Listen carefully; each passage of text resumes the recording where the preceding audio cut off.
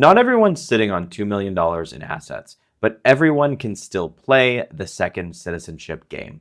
Whether you're earning $5,000 a month from your laptop or looking for global mobility with real estate holdings and a high net worth, there is a path for you. In this video, I'm breaking down the best second passport or residency options by financial tier, budget, mid-range, and high net worth, using real numbers and real requirements as of 2025 going into 2026.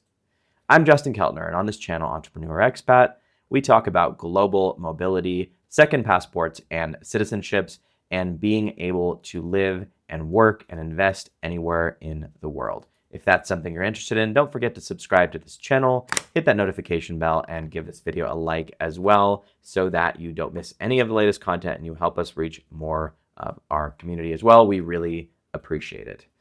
If you're interested in getting one-on-one personalized support from our team, then book a call below at entrepreneurexpat.com/consult if you have $1 million or more in net worth.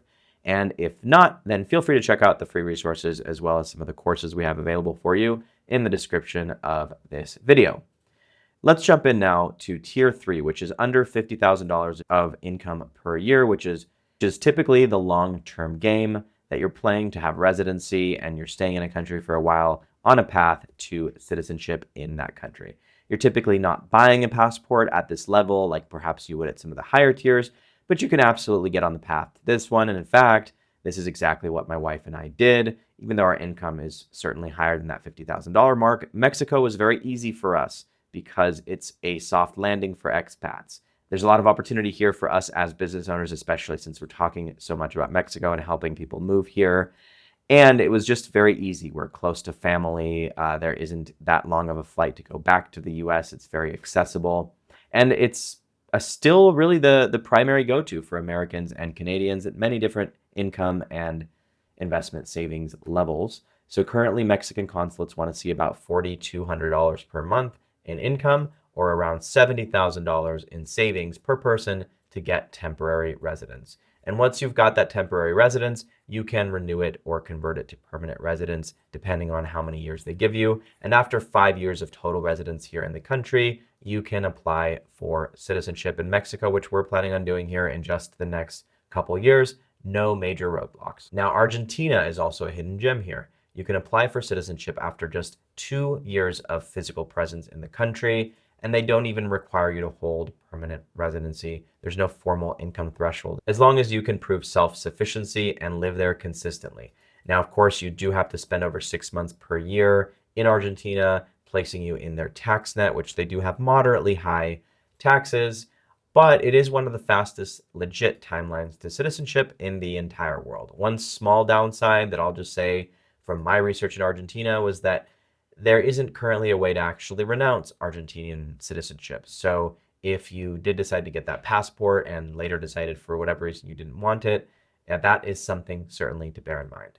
Uruguay is also for folks who want stability and are ready to commit. You can apply for citizenship there after just 3 years if you're married and have a family there, or 5 years if you are flying solo.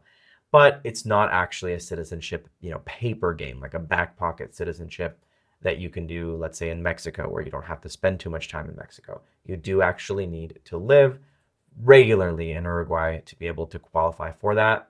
Expect to also show around $1,500 per month in income, and you've got to spend at least 183 days per year in the country under most circumstances.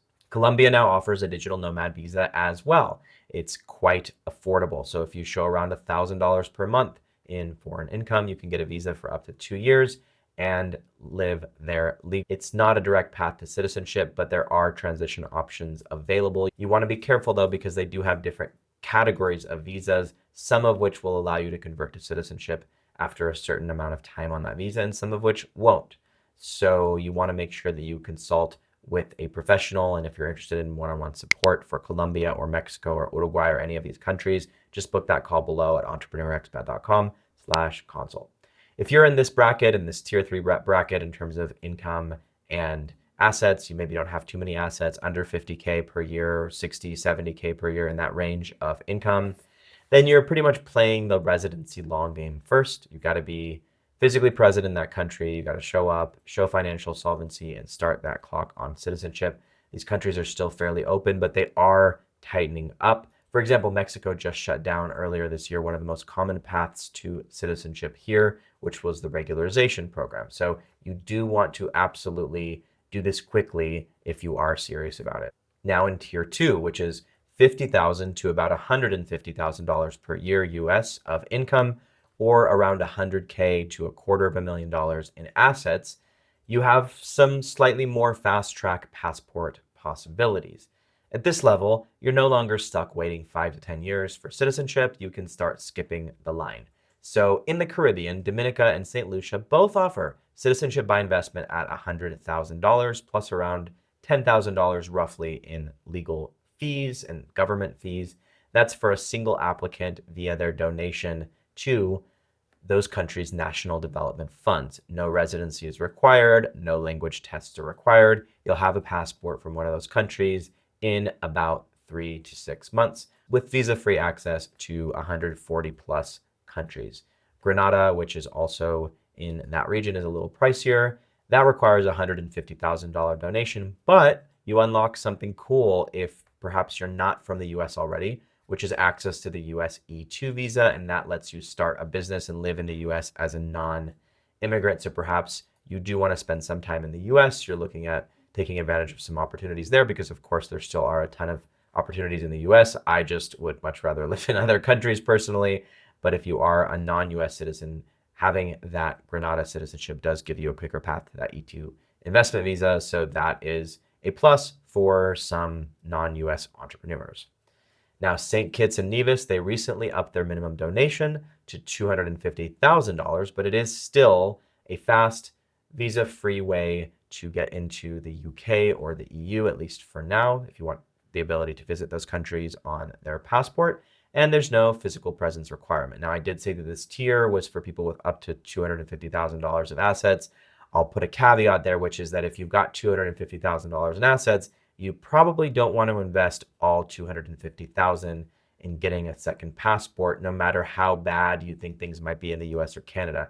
It's a hedge, and it's a good hedge, and I think it's a really solid insurance policy, but I probably would not invest any more than about 10 to maybe 20% of my assets in a second passport, unless the situation in my country was really so dire that I absolutely had to get out and get my family out. Fortunately, we're not quite there in the US or Canada, but if you do have maybe closer to $500,000 or $1 million, at least one of the $100,000 options or $150,000 options might make sense depending on your risk tolerance and how badly you really want that second passport and how much you view it as a solid hedge to some of the political and economic instability in your country that's currently. And if you prefer Europe, then there's Portugal's D7 visa, which lets you live in the EU if you can show only about 820 euros per month per person in passive income. That's roughly $870 US in passive income per month.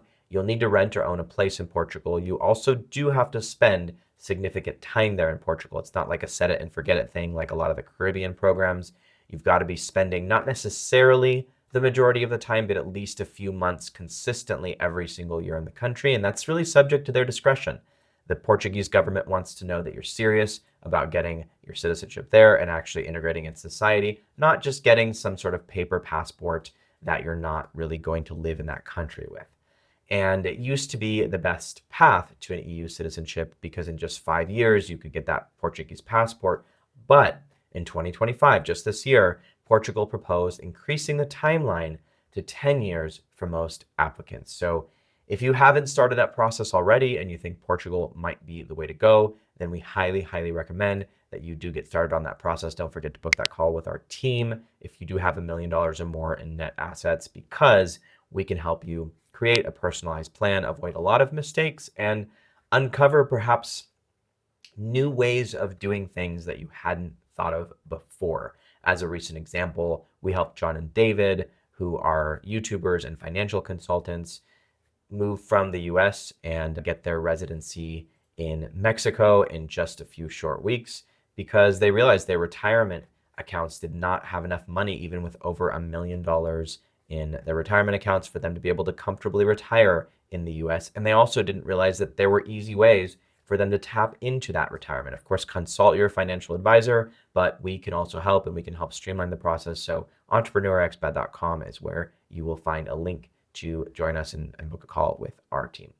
Turkey is another very underrated option where you can purchase just $400,000 in real estate held for at least 3 years, and that'll get you a passport in just about 6 months. No need to even live there. You've got visa-free access to 110 plus countries, including Japan, South Korea, and a lot of Latin America.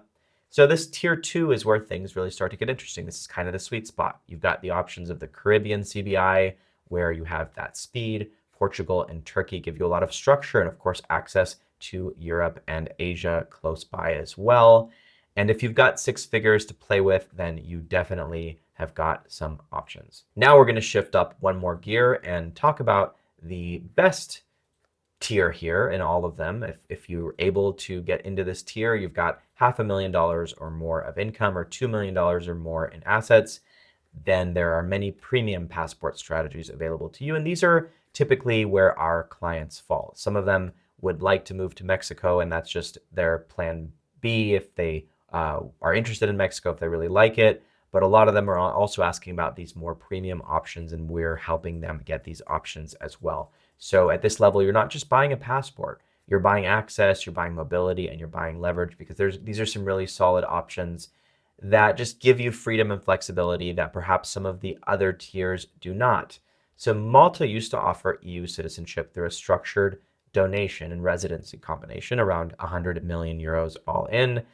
As of late 2025, the program has shut down due to EU pressure. But there is speculation that it might reopen in 2026. Just, of course, expect a higher price tag, stricter vetting, and perhaps some more residency requirements, spending time in country. So that's one to keep your eye on for sure. Austria is another European country that offers a rare discretionary naturalization route. You're looking at about 3 to 5 million or more euros, as well as a direct benefit to the Austrian state. For example, job creation or tech innovation. This is perhaps business leaders that have got very well-running businesses. They've got employees. They might be creating more jobs in Austria if they move there. It's not just for casual investors. It's for ultra high net worth individuals and people with very serious connections. There are some ancestry programs here as well. Of course, if you've got Irish, Italian, Polish, Lithuanian, or even Hungarian citizenship, then you may qualify for citizenship at a fraction of the cost of some of these other programs, whether you're in that tier 1 or not. Typically, they can be as low as several $1,000s in legal fees. We also help people with some of those passports, so we can get you set up. You just have to book that consult below this video, and we can chat about the best way for you to do it. Some of those citizenship by ancestry programs are a little slower than perhaps citizenship by investment in Europe or in the Caribbean, but they are a lot cheaper. So as my Jewish Ukrainian grandmother would always say, a penny saved is a penny earned. So why not put that $500,000 in your pocket or invest it somewhere where it's going to make even more money and get a relatively easy, maybe not as fast, but still relatively easy citizenship by descent. We can help you do that as well. Around all of this, the main theme that I always like to bring home is that everything should be holistic, right? You're not just looking at what's a cheap citizenship by investment program that we can join. You're thinking about things like, where do I actually want to live long term? You want to look at what countries are on the up and up. You see economies like the US and the UK and Australia, in many cases, suffering a lot. You see political instability. You see a lot of authoritarianism in those nations. Where do you fit in long term? What sort of country, what sort of values do you like in a country? What makes the most sense for you, for your family, for your assets, and also, of course, for your taxes? That's where second citizenship becomes part of a broader wealth strategy, not just a passport in your drawer. And if you're serious about taking things to the next level, if you are a high net worth individual with $1 million or more in assets, definitely book that call. You can chat with myself or my team, and we can help make your relocation and foreign investment dreams come true. We'd love to chat, and we thank you again for all of the time you've spent today with us and for watching our channel. Don't forget to subscribe, give this video a big thumbs up, and I'll catch you again very soon.